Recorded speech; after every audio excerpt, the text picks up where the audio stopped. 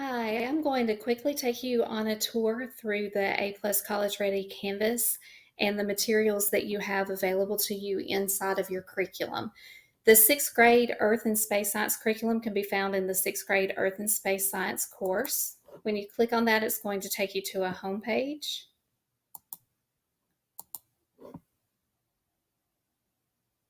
that will have announcements at the top, and then you can scroll down at the bottom and it gives you a brief description of the curriculum and the components of the curriculum. All of the curricular components can be found on the left side here under Files. For the sixth grade curriculum, it's broken down into a unit on nature of science and then 8 units that cover the course of study standards for sixth grade science. Each of these units have the same curricular pieces and are laid out very similarly. So we're going to just look at one unit today. So I'm going to click on Unit 1, Earth Materials.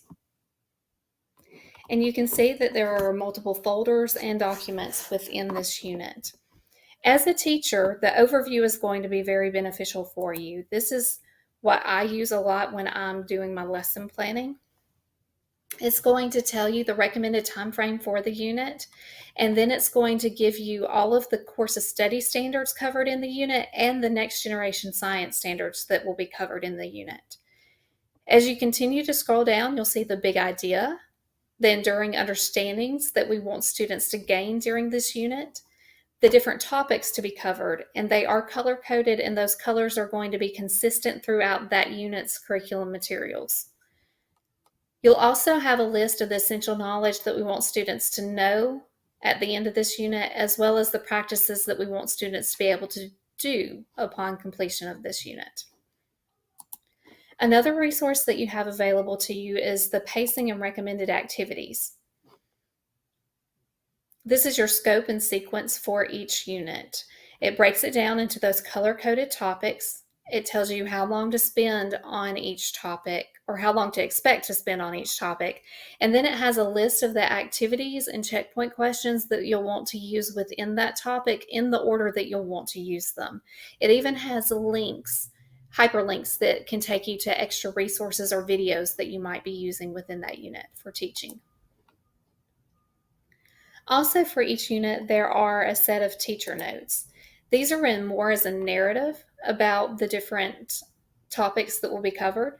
They start off by giving you background information about the unit as a whole, and then it breaks down the topics into, again, you'll see the suggested timeline, but this time it is written as a narrative, and it's going to tell you as a teacher what you need to know to prepare for these activities. So it might include setup that needs to be done in advance, or special materials that might need to be found in advance, topics that you might need to brush up on before teaching this particular set of activities, or misconceptions that students tend to have within that topic, so that you can start thinking about how to address those misconceptions.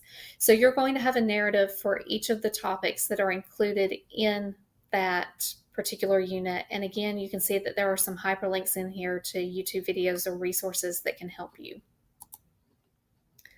Okay. Within each unit, you're also going to find a proficiency scale. The proficiency scale takes all of those essential knowledge or student practices that we want students to gain and be able to accomplish within a unit, and breaks them down so that you as a teacher or a student can self-assess where they are falling on each particular piece of knowledge or skill. So the top of your proficiency scale is going to have the key terms for the unit, and then the bottom has a place where either you as a teacher can rank your students, or students can self-assess where they are based on each of the knowledge pieces or skills that they should be able to have within a unit. Also within a unit, there are resources that are specifically designed to help the students. So each unit has a set of student notes that should be given to the students prior to starting that unit, and they are broken down by topics as well. It lets the student know right at the start of the unit what the big idea is, what the enduring understandings are that they should gain, and then it breaks down the topics into an outline form of notes that has hyperlinks. So if you can give these to the students digitally, that's great. And it has all of the important information they need to know in order to be successful within that unit. These are interactive notes. So with each topic, you're going to see a note interaction that might be students drawing a diagram and labeling something that they've learned about, or completing a table. Some of them are fill in the blanks, some of them are filling in, like this one, a graphic organizer to help them organize what they've learned. And these note interactions can be assigned to students as they're studying their notes, a topic at a time, for students to assess how well they're learning the notes, but also for the teacher to use as an informal assessment to see if students are understanding what it is that they are supposed to be learning in class. So each unit's going to have these student notes. Give them to your students before the unit starts, and if you can give them to them digitally, that's great, so that they have access to any hyperlinks that are in there. Also, student PowerPoints. These PowerPoints are not designed to be used for teaching. They're designed for students to have as reinforcement or extension to learning about these topics, just to give the students a little bit more information. They have hyperlinks in them to videos that can help the students reinforce their learning. Each PowerPoint is a little bit different based on what the student might need to enhance their learning on that particular topic. Okay. Inside the unit curriculum folder, you're also going to have a folder on the labs and activities where you'll find any graphic organizers, procedures, student pages, data sheets, anything that worksheets that students might need and that you as a teacher might need to complete the labs and activities for that unit. So you can see those are here. When you open one up, if you need to print it or download it, there's an option at the top and you can save it to your computer that way, and then you'll be able to print it. Checkpoint questions is also a folder that you'll find in each unit. And the checkpoint questions are a way for teachers to assess student learning throughout a unit. Each checkpoint question is worth 5 possible points. There are different types. You can see that this one here is synthesis. There are also claim evidence reasoning responses. There are multiple choice responses. Each checkpoint question, as I said, is worth 5 points and comes with an answer key. The answer key is going to tell you the correct answer choices. If it's a multiple choice question, it's going to let you know why the answer is right. It's going to let you know what the distractor was, and it's going to let you know why the wrong answers were wrong. And as you can see here, students are getting partial credit for any attempt that they do. So on a multiple choice question,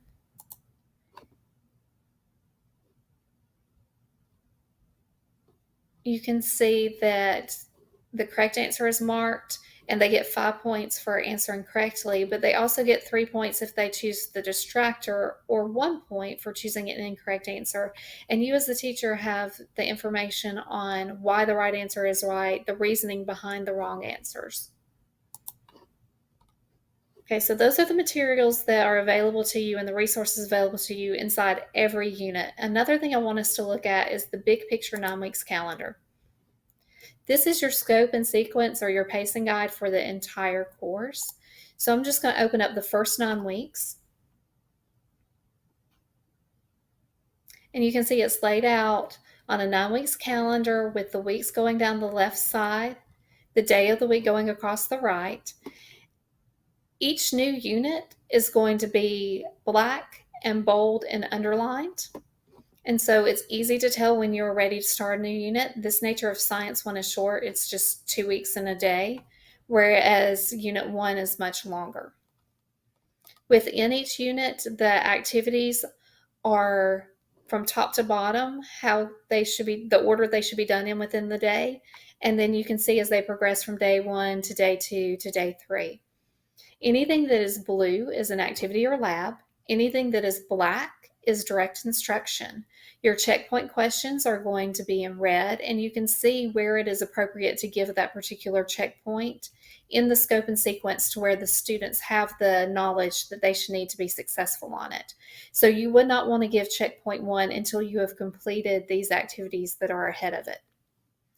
Anything that is in green is a NIMSY LTF lab.